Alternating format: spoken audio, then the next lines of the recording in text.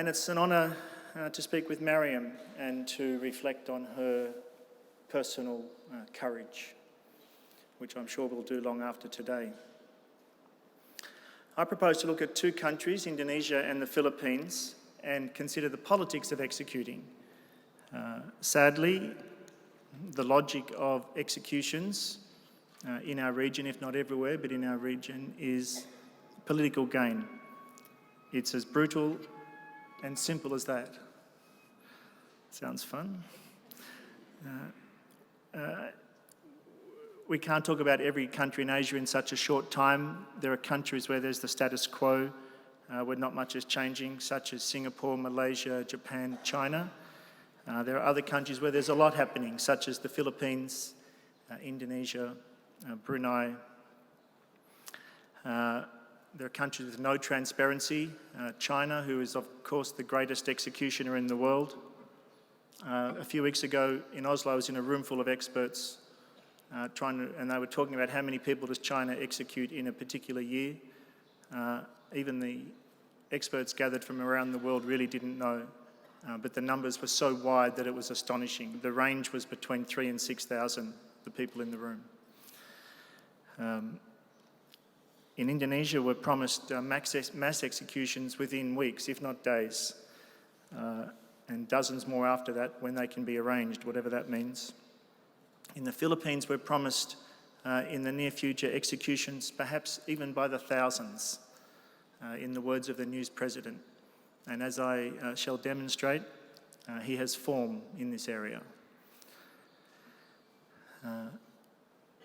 Perhaps to try and frame what I'm going to talk about, when we look at recent events and political messages in countries ranging from Egypt to Pakistan to Turkey, across to Indonesia and the Philippines, for some reason the death penalty is part of a growing zeitgeist, which gets talked about a lot these days. It means many different things, but it includes the venting of anger and fear, the desire to be seen as tough and merciless. And when we zero in on the death penalty, we always see the political gain to be had by pushing the resurgence of the death penalty back onto a local political agenda. There's no doubt that there's an increased willingness to kill in the world and talk of killing from too many governments. It's not all gloom and doom. There are many governments that don't do this, and many governments that don't go down this path or don't go back to this path. And just thinking of a few of them in the last 10 or 11 years, Norway, Belgium, France, England have all had atrocities, but they're not talking about going back to the death penalty. And there are other countries in our region, such as Thailand and to a lesser extent Malaysia, which are clearly talking about moving away from the death penalty. So it's not all doom and gloom. Today's talk, I'm not really going to be talking about solutions so much. I'm interested in identifying problems. You're a room full of problem solvers and advocates, so I want to identify some problems, and in different ways some of us will work on solving those problems. And I should emphasise, I'm not interested in criticising Indonesia, certainly criticising it for its own sake. I really do love much about that country after having been there so many times, but the system is flawed and criticism is needed. In 2014 election campaign of Joko Widodo, there was no campaign theme of executing drug prisoners. In fact, the human rights lobby backed Joko Widodo heavily. They saw him as a new agent of change for better in the country. But within weeks of taking office, he was struggling. The sheen very quickly wore off as he struggled dealing with the forces that were arrayed around him. Within 8 weeks, it seems, therefore, both he and the Attorney General were suddenly talking of executions, in particular drug offenders. And then from December 2014, he became president in October 2014. The announcement was regularly repeated that all the 64 drug offenders on death row would be executed. Very strangely, there was no apparent understanding by government that many of those prisoners still had legal options before them in the courts, and that many, if not most of the condemned, were still able to file clemency applications to the President. That just went by the by. So the sad truth is the rule of law was quickly shaken. Of course not destroyed, but shaken. There just was no pretense that the merits of any particular case would be considered. Indeed, within the numerous applications that we lawyers for Andrew Chan and Mo Sukumaran were soon to make, was a challenge to the apparent failure of the new president even to read and consider the detailed applications for clemency which were on his desk when he took office. By December 2014, he was saying, "I will reject clemency. I will reject clemency requests submitted by the 64 death row inmates. This rejection of clemency will be important shock therapy for drug dealers and traffickers." And going back before that, most unfortunately, the previous president, Susilo Bambang Yudhoyono, had failed to consider the clemency applications which sat on his desks for a couple of years, despite the legal timeframes. So that was December 2014, the drum was banging, and then within a few weeks, 6 people were executed on the 18th of January, despite urgent interventions at many levels, including from heads of state around the world. And with those executions, there were some very strong criticisms from civil society within Indonesia and from parts of the media, but nevertheless, the killings were locally, politically deemed a success. 5 of the 6 who were killed were foreigners. Given the international efforts that went into stopping that, it was apparent that the usual avenues of international friendship and diplomacy were insufficient to outweigh what was suddenly the new political imperative. And for us lawyers acting for Sukumaran and Chan, clemency had become sidelined, into which so many years of effort had been poured. So suddenly there was only the legal option.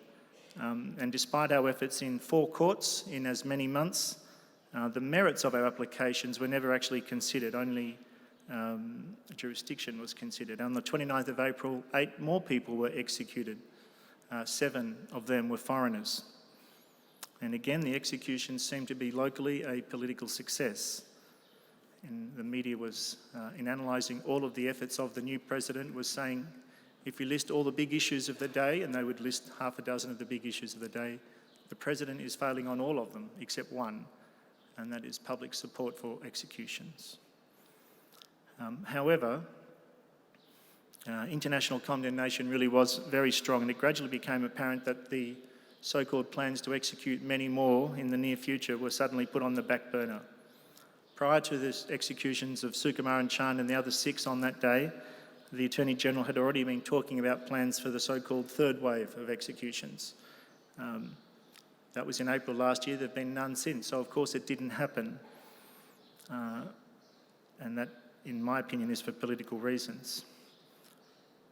But looking at what did happen in terms of governance, international reputation, and building confidence in the rule of law, it was a train wreck. The Attorney General has said that he budgets $20,000 for each execution. So there's been nothing really that's changed in any significant way since April of last year to stop a whole lot more executions, but they haven't proceeded for 15 months. And overwhelmingly, this suggests that there are unstated political considerations which guide the process.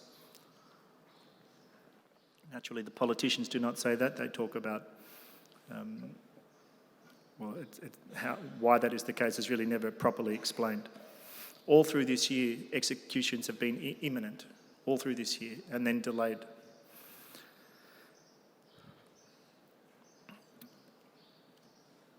There can be little doubt that the inconsistency in government policy, where there is work which is excellent done overseas by Indonesia, which is set off against the dreadful work of killing in Indonesia itself, reveals, when analysed, that the whole debate is purely political.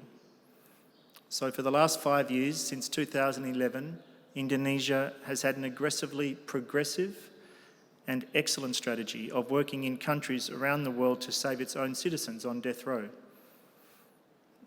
There is probably no other country in the world as successful or determined and hard-working as Indonesia in saving its own citizens on death row from around the world. In fact, a few weeks ago, the Foreign Ministry announced that it had so far, since 2011, saved 285 citizens from death row. in the last 5 years. And that's fantastic. Why are they doing that? Because in 2011, an Indonesian maid was brutally and callously executed by the Saudis in Saudi Arabia, and the country of Indonesia was enraged. And the politics of rage have been simple. The Indonesians simply will not tolerate or sit back and watch while one of their own are executed if they can do anything to stop it. And I applaud that. It's a wonderful achievement, and I often praise Indonesia for it. But it must be noted that a large number of those people overseas who have been rescued and who remain on death row, who are Indonesians, are in fact for drug cases. So if an Indonesian is caught in Indonesia doing a serious drug crime which can lead to execution and is sentenced to death, it would seem he can expect little mercy, he or she. But if he's doing the same crime overseas, the government will quite rightly spend money, employ lawyers and do whatever it can diplomatically to come to the rescue. So we can't pretend that it's not about politics. There's an entirely different approach taken at home, especially when it concerns foreigners, as the statistics reveal. It's impossible to reconcile all this except through the prism of seeing that what matters is domestic politics. Through that political prism of domestic politics, we often have a fairly debased debate. Last year, the head of BNN, the Anti-Narcotics Agency, said that he was considering a policy to force-feed drug dealers their drugs until they died, or to lock them on an island surrounded by alligators and piranhas and just leave them there with their drugs and their animals to kill them. Now, we all know that Indonesia has huge national problems, but we see that drugs and execution are being repeated again and again as the biggest issue of the day. It's a sure way to distract from other problems. The underlying issues of poverty, systematic corruption, which the Indonesians themselves complain so much about, the failure of government in terms of poor infrastructure, education, literacy and so on. All these things are, of course, highly relevant to young people getting caught up in drugs, usually the poor and disenfranchised. The important issues just get buried under the sloganeering. In that context of that debate, cruelty does emerge. For instance, all through the year we've been told people are going to be executed soon, but the Attorney General never names them. No one knows who they are. So if you're on death row, you don't know at any time this year, indeed since April last year, at any time since April last year, you don't know whether you're going to live for a few days or a few years. It really is scandalous. I say a few days because the law requires 72 hours notice. What we can predict with some firmness, I would suggest, is that those who will be killed soon, the number of 15 or 18 keeps banning about at the moment, will mostly be foreigners, and they will mostly come from countries where people are already executed, such as China, Nigeria, Pakistan and so on. And no doubt a number of other poor African countries where governments can be expected to say or do little or nothing in opposition to the executions. And by doing it in that way, the Indonesian government will obtain maximum local political advantage by killing and minimum international concern. Indeed, the government has said a number of times they wish to, this time, avoid a soap opera, which is what happened last time. But the soap opera, of course, was entirely of its own making. Who can forget the extraordinary circus of moving the two peaceful Australians, Sukumaran and Chan, from Bali to Nusa Kambangan? Fighter jets armed with missiles, armoured personnel carriers, hundreds of heavily armed men and so on. Now, the justification for all of this is a drugs crisis. How the drug problem compares to other countries or what's really happening is not really known. Experts have certainly debunked the statistics used by the government. You could start, if you wanted to read about that, in the Lancet of June 2015. There's not much information around. But what we do know from the head of the Anti-Narcotics Agency, BNN, is that by the end of last year, 2015, the number of drug users had significantly increased in the second half of the year. Well, for me to put that another way, executions clearly, as we all know anyway, had zero deterrence effect. The drug problem is unaffected by such executions. There is a way forward, and surely it's to assist Indonesia as much as possible in fighting its drug problems, to move the debate. away from the kind of debate that people like me have been caught up in to a much broader, more positive debate of working to assist Indonesia to work against the drug problem, which is of course real there as in most other countries. So it would be great if the EU and regional countries in friendship with Indonesia, such as Australia and others, would help it more to fight the drug problems that it faces, with concerted Indonesian and international efforts to tackle the use and abuse of drugs, to understand, treat the causes of use and increased use, maximise medical and treatment pathways, focus on health and rehabilitation, not crime and punishment. The second way forward must include the scholars of both law and Islam setting out the arguments that are being employed in Indonesia, to consider those arguments in the context of abolition in the unique cultural setting. But meanwhile, the spectre of increased executions continues to grow. Each new and ugly crime in Indonesia now sparks calls for more executions. In May, a child was raped, a terrible crime, so the President promised death penalty for child rapists. This week there's been a scandal concerning fake vaccines so that corrupt fraudsters can make money. People are now calling for their execution, and there have been other examples. David McRae, who's a scholar that some of you may know, in analysing this question of how the President has treated the executions and made it so political, notes that former cabinet ministers have warned against the government's strategy of talking up the executions because, as one of the former foreign ministers has said, it gives the world the impression that the government of Indonesia is enjoying the spectacle of the executions.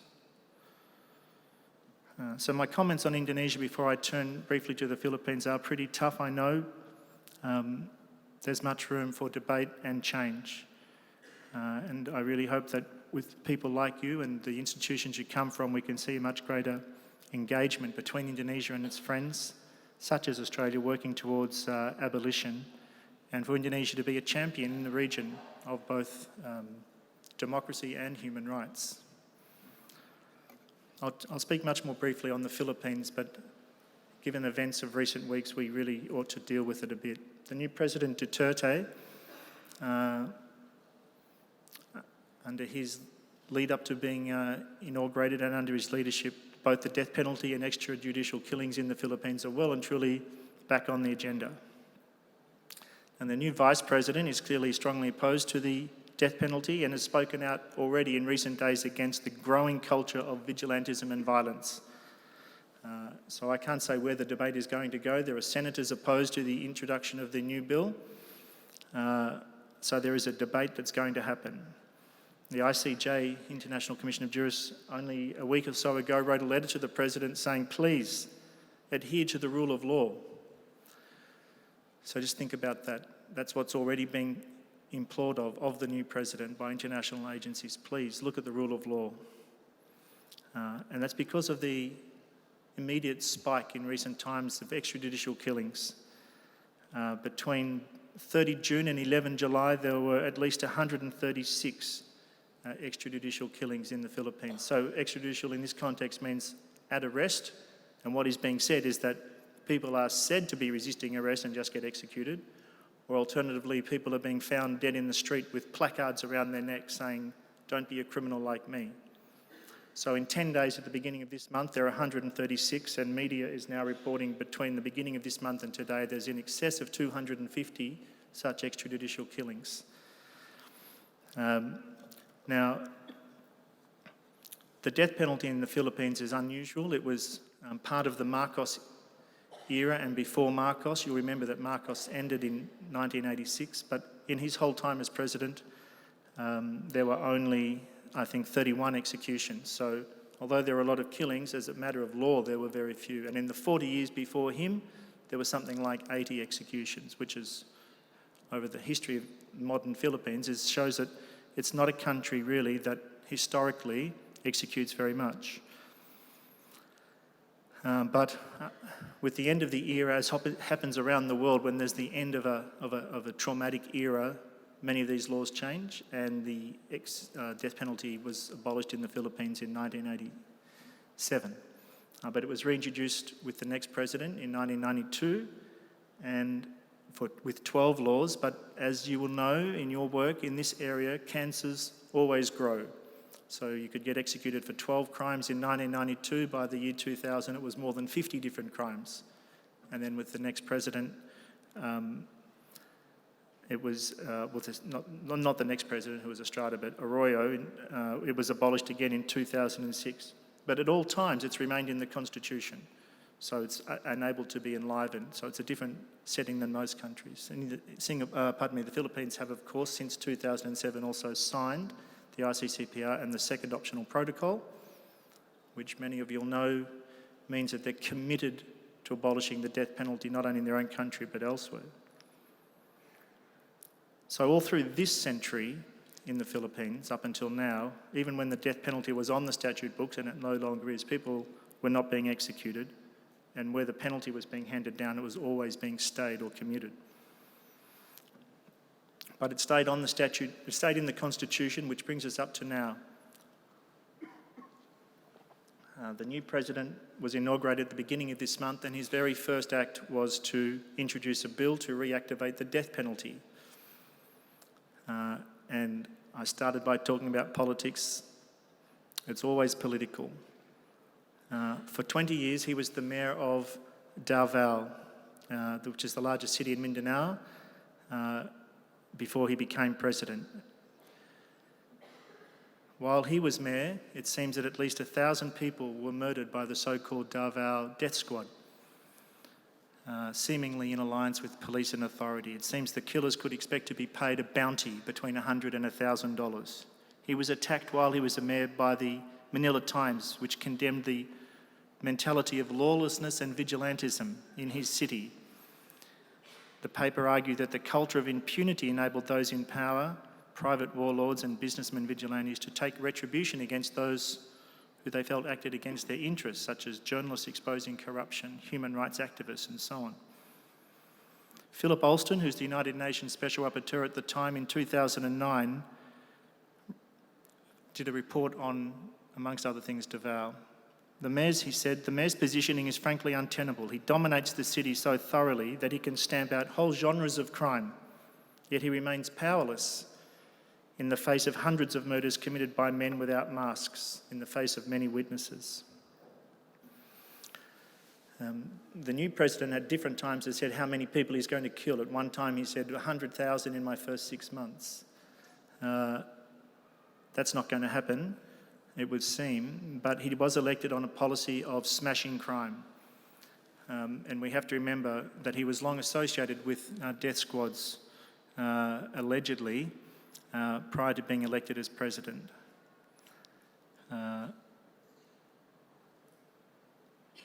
Philip Alston, in his report, said that in 2008 alone, a year that he studied in depth, there were 269 extrajudicial killings in that city in Davao, and that the Mayor Duterte's comments on the killings suggested he was supportive of them. Human Rights Watch in 2009 did a huge report on the same situation. I won't go through it now because time is up, but basically it was extremely condemnatory of the mayor. Called for him to be investigated by the government and so on, called for the international community to investigate him. But that didn't happen, and now the mayor is the president. And so far there have been over 250 extrajudicial killings so far this month.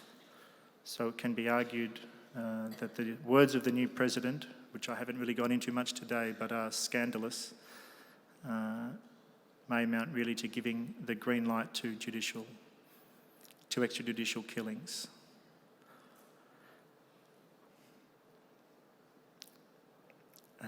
Time is going to defeat me, so I'm going to wind up. But I'll finish just by reflecting for a moment on Turkey, because one idea I'd like you all to take away is to notice how when there's political change and when there's a rise in populism, a rise in demagoguery, a rise in authoritarianism, what we're now seeing simultaneously is an interest and a reversion and a support of the death penalty in many places simultaneously around the world. So with the recent coup in Turkey, we saw 2,000 judges dismissed, possibly more than 10,000 people arrested. The figures vary widely, so I've seen figures of 20,000, but I've no idea what the truth is. In the context of that urgent debate that's happening in Turkey, we see demands for the reinstatement of the death penalty. And many of you will know more about Egypt than I do, but the massive numbers of people being sentenced to death there are a reflection of what's happening in many countries simultaneously. In other countries, the status quo remains the same. Singapore, Malaysia, China, and so on. There's an increased secrecy we see in countries like that, and let's call it for what it is, it's shame. Shame at what they're doing. Because now, instead of the world saying, why shouldn't I execute, which is what the world said in 1947-8, for instance, there's so much change has happened in this success story of fighting against the death penalty around the world that now only a small number of countries execute. The question is, how can you continue to execute? Only about 25 countries now execute out of the whole world, regardless of what the law books say. That's what actually happens. And so the secrecy is shame. Unfortunately, in Brunei, one of our rich, friendly, near neighbours, Sharia law is on the books, and it's coming back in the next year or two in stages, and that would lead for executions to be available there within a year or two.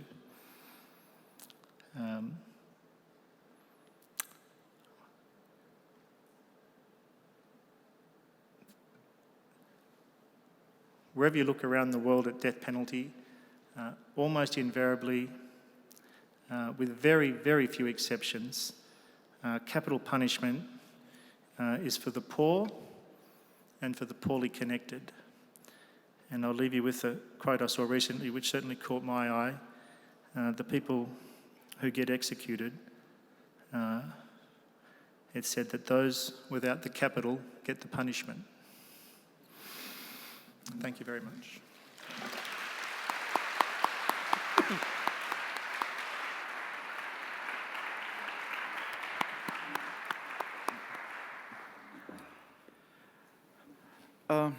My colleague Marius just told me that we don't have a question from Twitter so far, so it's time for discussion now.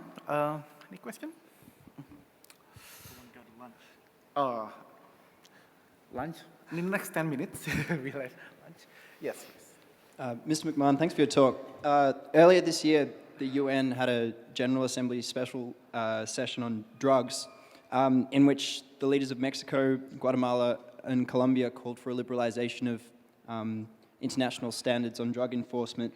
The Mexican president said we must move beyond prohibition to effective prevention.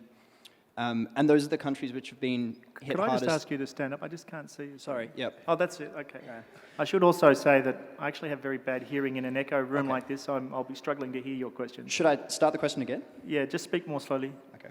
So earlier this year, the United Nations had a special assembly session which focused on international standards on drug enforcement, in which the leaders of Mexico, Guatemala, and Colombia, which have been hit hardest by narco-trafficking violence, called for a liberalization of international standards. So, for example, the Mexican president called for a move beyond prohibition to effective prevention. Countries which executed drug smugglers were condemned, while Norway was praised for having a human rights-based approach. My question with regards especially to Indonesia is, do you think the international community has a role to play in the broad liberalization of drug policy internationally, and could this see a reduction in the level of state violence towards people convicted of drug offences? Well, certainly the international community has a role to play. Hopefully the local community has a larger role to play, and that can happen if people like us in the organisations that you all represent provide more capacity to local speakers and agents and organisations.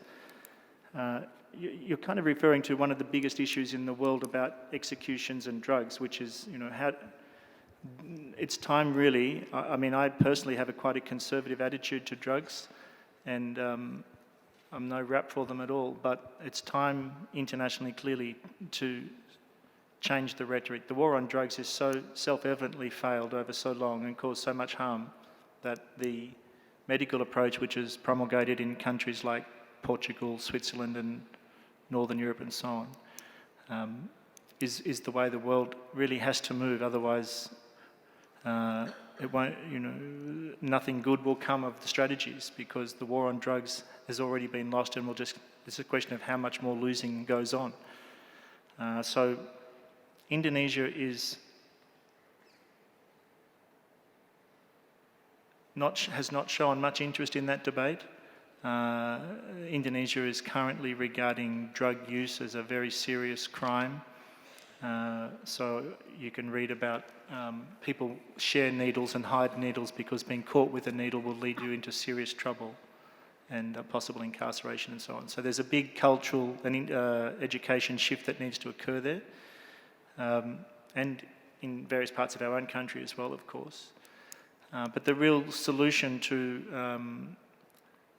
dealing with state violence with regard to drugs and execution in Indonesia is going to be educating enough people in the country to be talking about drugs in a way which is different from talking about the end of the world and unmitigated evil and so on. We have to talk about drugs in a way which a community like in Victoria are much more familiar with, which is as much a social problem and a health problem and causes for why young people get caught up in drugs, which might be a combination of poverty, unemployment, and many other factors. That's a big debate, and I really think that the universities, amongst most institutions, have to lead that debate in partnership from around the world and just take over the debate in a way. The security agencies have failed. In most countries, the politicians have failed to deal with this debate in a way which is going to bring long-term solutions. To finish that very long answer, a huge percentage of people in jail in America, of the 2.3 million people in jail in America, are in jail for drug crimes, not for violent crimes. And America has now become the most incarcerated population in the history of the world. So that's where the war on drugs has got us. We need a much smarter answer, and dealing with Indonesia in the way you're inferring is part of that. Thank you very much, Mr. McMahon, for your presentation. I wanted to ask you about your comment regarding Turkey. I'm not sure if you would be able to comment on this, but I'm following with interest the 8 soldiers who have defected to Greece at the moment and are currently under an extradition process. I just wondered if you could comment on the extradition laws and how they might operate in this instance, particularly given that Turkey is speaking about the reintroduction of the death penalty. Well, I don't know the particular case, but I look around the room and see lawyers who I fear and respect so much, I'm too scared to answer the question. Sure.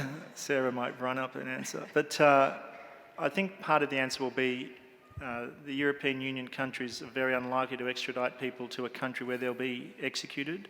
So the lawyers for those 8 soldiers will be presumably looking to run that debate right through the European courts. Ultimately, that debate I would expect would be successful. I may be wrong about that, but I think that's... Sarah, do you want to...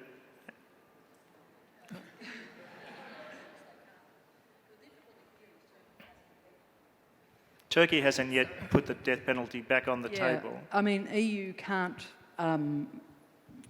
extradite to a country which has the death penalty, and I think that would extend to a country which which is actively talking about it, and unless they get assurances that they won't be put to death. So that would be the more obvious thing for Greece to do, to just seek it. While I've got this, no legal questions.